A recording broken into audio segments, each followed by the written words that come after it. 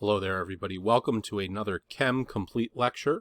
And we are going to continue the Enolate series today with the aldol condensation. So in this video, I want to focus on a self-aldol condensation and sort of the background on aldol condensations in general. And then we will proceed forward in the next few lectures to also take a look at mixed aldol condensations and intramolecular aldol condensations. So that is all coming up on the channel right now.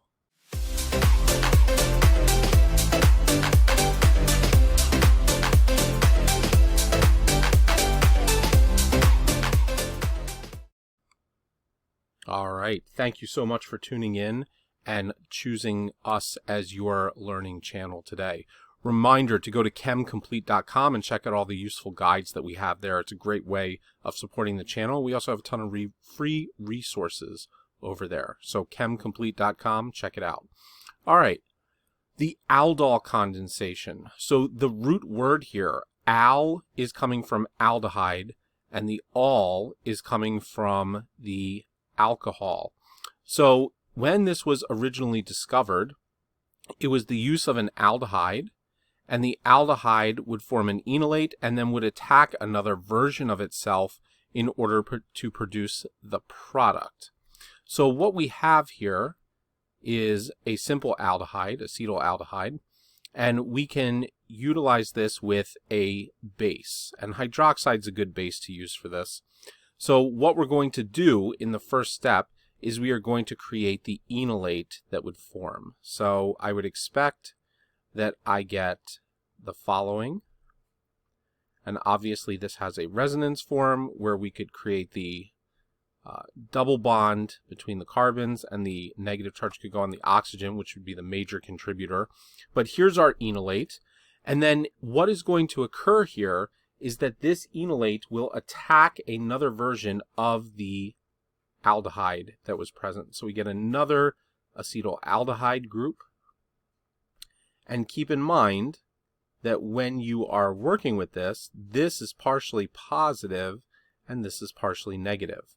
So there is a draw for electrons at this carbonyl, and this enolate will happily donate those electrons as a nucleophile to the carbon in that carbonyl, and that can move the pi bonds up onto the oxygen as a lone pair.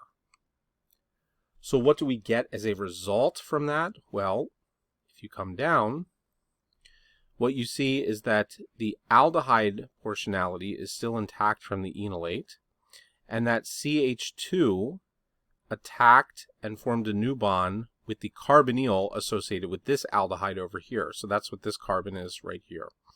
Now, I also have the oxygen. The oxygen is now in the O- state because of that pi bond that moved up to form a lone pair. And then I still have the other two components, right? The hydrogen and the methyl group have not gone away. I need to make sure that I also include those there. So I've got a CH, right? And then that is attached to a CH3. Now, at this point, because in the first step, we had the hydroxide come and technically take one of these hydrogens in order to form the enolate. So when the hydroxide takes that, it forms water.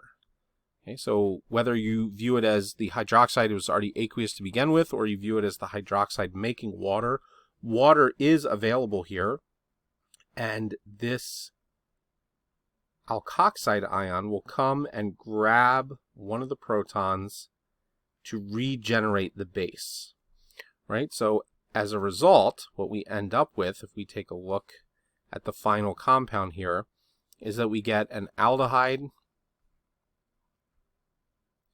and that is connected to, in a beta position, an alcohol. And that's, again, exactly where the name comes from. When we first were looking at this or studying this, aldol means aldehyde and alcohol.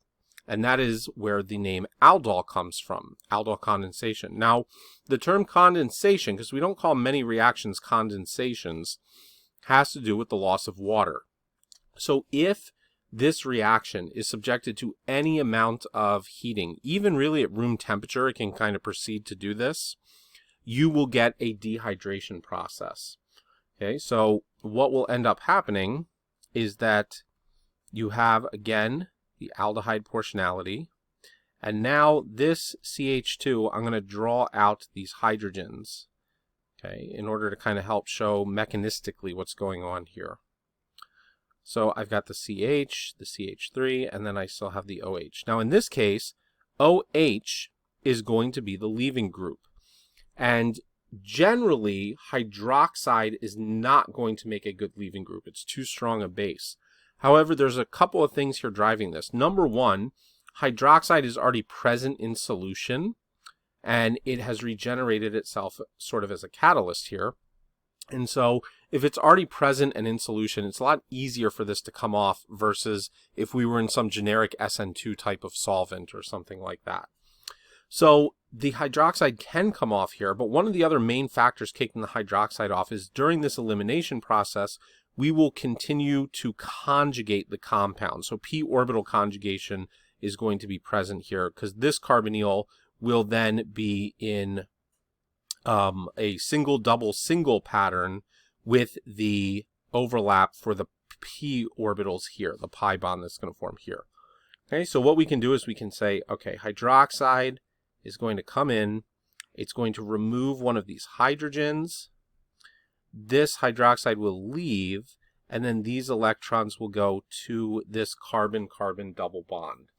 And so when that happens, you end up with an elimination process, and the removal is water, right? If I removed a hydrogen here, and then I remove or kick off the hydroxide as a leaving group, if you sum those together, you get H and OH, so the total is H2O. You have removed a water or condensated water out from this reaction. Okay, so here is this carbon. Now this carbon is going to share a newfound double bond with the other carbon. And we don't want to forget the hydrogen here, right? Because there were originally two. The hydroxide removed one, that other one is still there. And then I take a look at this carbon. The hydroxide is gone now, that left. And so I've got a hydrogen and a methyl group, so you can organize those as you wish. We'll go ahead and put it into a transformation here. Right, and there you go. So this is really the final product that we normally expect from an aldol reaction. If you use very low temperatures in LDA, you kind of control the reaction a little bit more. It is possible, potentially, to stop at this reaction. But the driving force to get the conjugated p orbital overlap is very, very strong. So it doesn't take a whole lot in order to drive this forward and get this pattern that you can see right here. Okay. So let's go through an example with one more self-condensation before we wrap up this particular lecture, and then in the next one we'll move on to mixed aldol reactions. So let's use acetone this time. We'll use a ketone instead of an aldehyde. Okay, so acetone. And what I want you to do is see if you can pause the video and determine the structure or the final product for acetone undergoing an aldol condensation with itself. So go ahead and pause the video, see if you can figure that out. Okay, so hopefully you had a chance to work on this. And what we're going to do now is the first step, because this is symmetrical, we'll go ahead and we'll form our enolate. Doesn't really matter which side, the left or the right, the enolate is going to form on. We'll just put it here for the sake of making everything flow easier. And this enolate will now interact with or react with a second acetone molecule. Okay. So the enolate will go in as a nucleophile and attack the carbonyl portionality. And when it does so, we open up the pi bond and we get the alkoxide ion. Okay, so the result of this is going to be CH3, C double bond O. My enolate has now attached itself to the carbonyl of another acetone molecule. So I've got the O minus here. And then I still have the two methyl groups, right, that would be present here. So I've got a methyl here, and then I've also got a methyl here.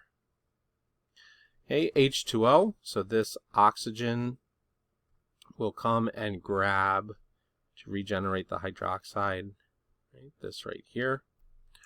And so hopefully you at least were able to get to this step if you didn't do the full dehydration. Okay, so C double bond O, CH2, and now we've got the full alcohol group, okay, methyl and methyl. Now, from here, we're going to take one of the hydrogens from this carbon right here in the middle between the carbonyl and the alcohol, and we will perform the elimination. So now we'll bring in another hydroxide, and the hydroxide here will come. It will grab one of these hydrogens. That will give, sorry, not that. It's about to form another enolate. That will give its electrons over to this carbon-carbon double bond. And then the hydroxide will also need to be released at the same time in order to avoid carbon with 5 bonds. Okay, and so what we end up with is CH3, C double bond O. Now this C, we removed one of these hydrogens, so again it still has a hydrogen. It's got a carbon-carbon double bond to this carbon that had the alcohol. The alcohol is gone, so I've got 2 methyl groups that are left here. And here is the final product. Again, check out the conjugation pattern. That's really the driving force that allows this extra step. You've got a double bond, a single bond, a double bond, right?